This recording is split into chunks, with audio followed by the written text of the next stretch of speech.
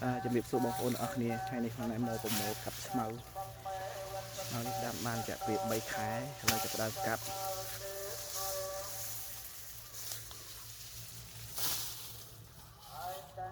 ល្អស្មៅដើម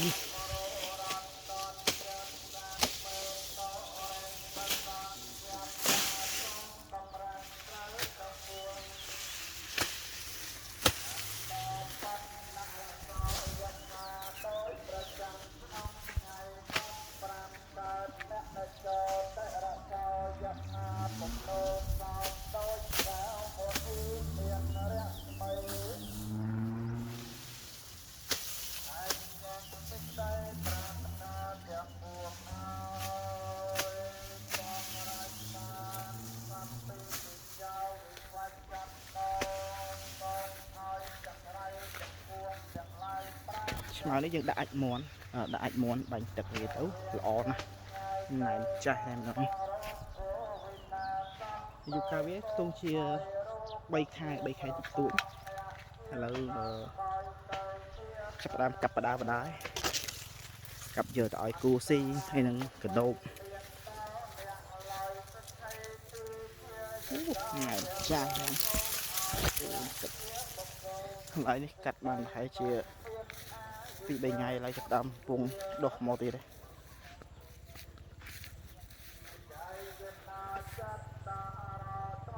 នឹងចាស់បងប្អូននេះល្អដូចអំពៅយ៉ាងដើមនេះយើងដាក់អាចមន់ល្អណាស់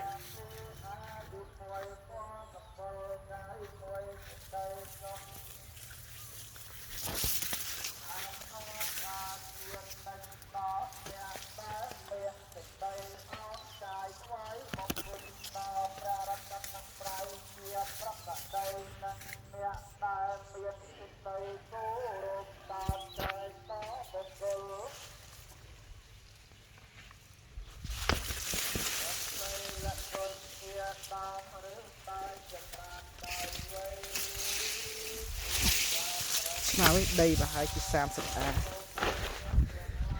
តែណែនចាស់ហ្មងពេញផ្ទៃដីពួកដីនេះដាំទៅវាមិនសិលល្អមកតែដាក់ជីបានដាក់អាចមន់វាល្អណាស់ដើមមកខ្ញុំចូល2ម៉ែត្រជាងដើមតែពេលធ្វើ3ខែទេ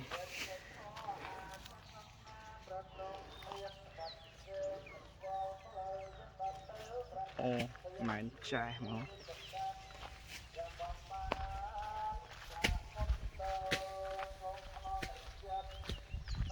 នេះស្មៅនេះវាមានប្រូតេអ៊ីនខ្លាំងនឹងប្រភេទស្មៅ Super Napier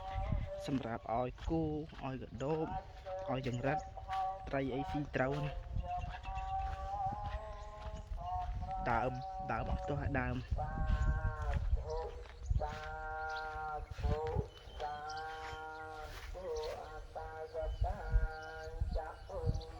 ្អមែនតើមកស្មៅ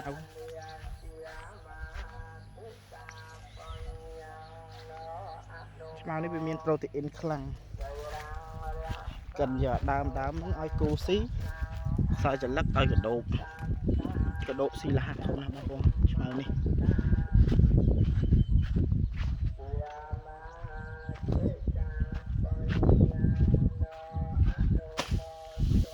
3ខែដល់អាយុការត្រូវកាប់វាឥឡូវចាប់កាប់បដា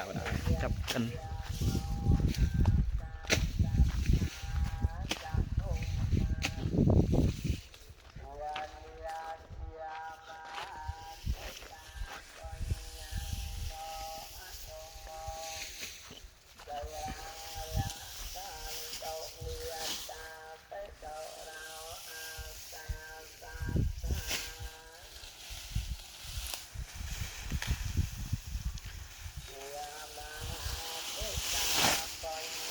ប៉ុណ្ណឹងមកលមកពេញមក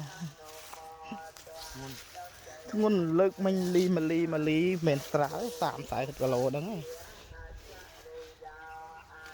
ដាក់ឡើងទុនឆ្មា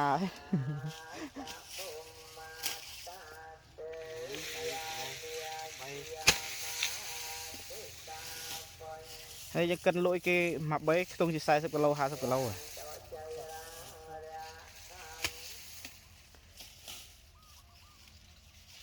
ពីបងប្អូនចង់ដាំឆ្មៅសម្រាប់ឲ្យកដោបឬក៏ឲ្យគូស៊ីដាំឆ្មៅនឹងអត់ខុសទេនេះគេហៅប្រភេទស្មៅ Super Napier អានេះយើងដាំដើមអូម៉ានគីឡូម៉ានគីឡូ40គីឡូ8000អូគីឡូ10000ស្មៅនេះសម្រាប់កិនលក់បើបងប្អូនណាត្រូវការអីអាចតាក់ទងបានតម្លៃកិនហើយអានេះយើងកិនរៀងម៉ត់ខ្លីៗសម្រាប់ឲ្យគូស៊ីហ្នឹងអាហ្នឹង40គីឡូ8000 50គីឡូ10000ហើយបងប្អូនណាត្រូវការចង់បានចង់ទិញយកទៅឲ្យគូស៊ីអាចតាក់ទងបាន